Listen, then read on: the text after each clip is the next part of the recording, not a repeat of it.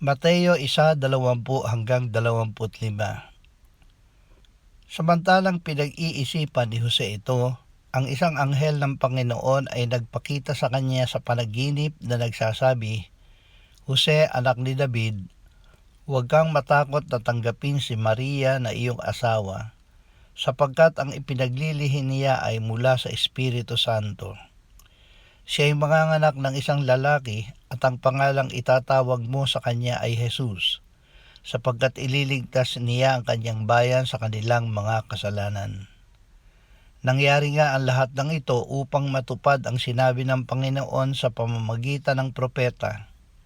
"Narito, magdadalang tao ang isang birhen at manganganak ng isang lalaki, at ang pangalang itatawag nila sa kanya ay Emmanuel, na ang ibig sabihin ay kasama natin ang Diyos." Pagliligtas at presensya ng Diyos. Nagkatawang tao ang anak ng Diyos upang tayo ay iligtas sa kasalanan.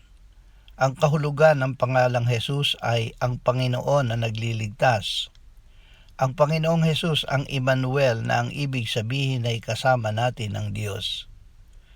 Ang pagliligtas at presensya ng Diyos ay tinatanggap tangi sa paraan ng pananampalataya sa Panginoong Jesus.